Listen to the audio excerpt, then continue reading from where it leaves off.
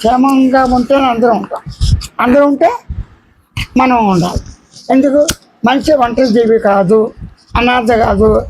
సమాజంలో ఏ సమాజంలో అయినా ఎక్కడ పుట్టినా ఎక్కడ పెట్టినా చివరికి అంజాన్ అడవుల్లో ఉన్న దారి అడవులు ఉన్న మత్స్యకన్యగా అంటే మత్స్య అంటే చేపలుగా చేపకృష్ణతో భూమిలో పుట్టినా పురుగులుగా పుట్టినా ఏ విధంగా పుట్టినా అన్ని ఆనందాన్ని కోరుతారు. ప్రత్యేకించి మానవ జన్మలో ప్రతి మనిషి ఎవరికి వారే శాశ్వతమైన నిత్యానందంగా ఉండాలి.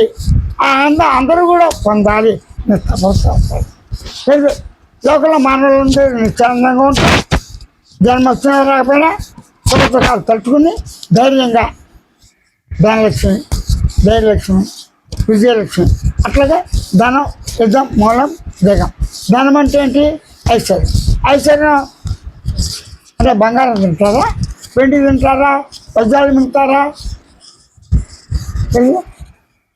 వజ్రాల ఆహారం ఉంది, కిరీటాలు ఉన్నాయి, తాజ్మహల్ చాలా బాగుంది. బొమ్మలు చేసి తింటారా? తింటారు.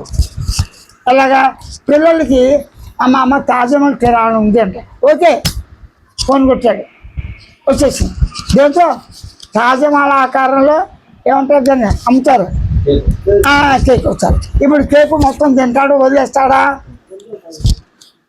కేకు తిన్నంత మాత్రం చేత నిజమైన తాజ్మహల్ తిన్నట్టు అవుతుందా? భ్రమ. కేకు భ్రమ, తాజ్మహల్ భ్రమ, కేకు భ్రమ, రెండు భ్రమే. తాజ్మహల్ ఉంటే తాజ్మహల్ కోరాడు, ఆ తాజ్మహల్ కొన్నాడు కూలిపోతుంది, భూకంపాలు వస్తాయి, కట్నాలు ఉండాలి, శ్రమపడాలి, ఇల్లు అన్ని ముక్కలు ముక్కలు అయిపోయి భూమిని కలిసి అవుతాయి. మరి కేక్ కూడా కలిసి అవుతుందా?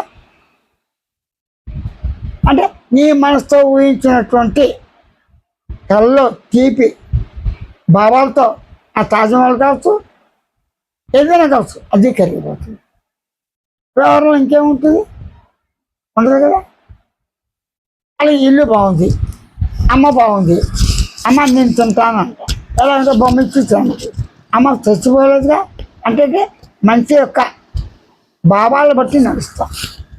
ఆ అమ్మ నా చిలకని తినాలంటే ఓ బంగారు చిలకిస్తే కీ ఇస్తారు, తినేస్తాను. తినలేదుగా కొన్ని. ఓ మహారాజు నాడు పుట్టుకుతున్న బడి ఎంతో బంగారం ఇస్తాం, రోజు చూస్తూ ఉంటాడు. ఈ లోపల ఓ దేవుడు పురుషాడు చిన్నప్పుడు కదా, నీకేం కావాలకో నేను పట్టుకుని బంగారం అమ్మాలంటాడు. 24 గంటలు చూడు, నేను నష్టపోతే నన్ను 4 గంటలు వెళ్ళిపోతాను.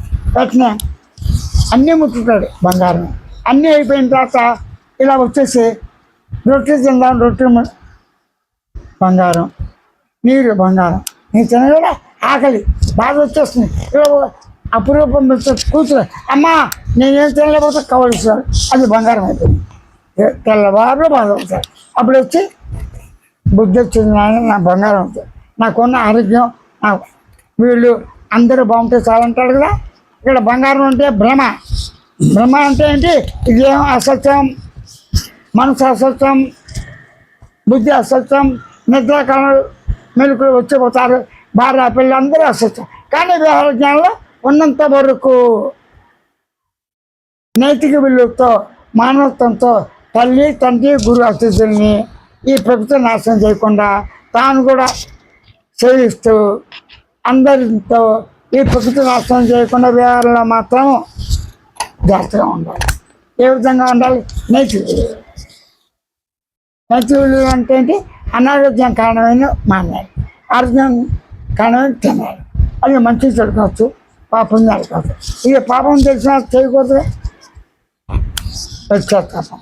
కాబట్టి మనందరం కూడా క్షేమంగా ఉండాలంటే, నిత్యానందంగా ఉండాలి, తను తాను గుర్తించాలి. ఈ శబ్దం చేసేటప్పుడు, మాట్లాడేటప్పుడు, ప్రశ్నించేటప్పుడు నన్ను గుర్తించకుండా, గమనించకుండా, తెలుసుకోకుండా ప్రశ్నిస్తానా అంటే ఈ లక్షణాలు లేకుండా ఏం చేయాలిగా? ఈ లక్షణాలు ఎలా ఉన్నాయి? గమనించే లక్షణం, గుర్తించే లక్షణం, తెలిసే లక్షణం, శ్రద్ధ లక్షణం, తెలిసే లక్షణం, భావ లక్షణం, దేనికున్నాయి? మాట్లాడేవాడికి అనుకునేవాడు. అంటే ఈ అనుకునేవాడికే, ఈ మాట్లాడేవాడికే, ఈ భావించేవాడికే, ఈ సంకల్పించేవాడికే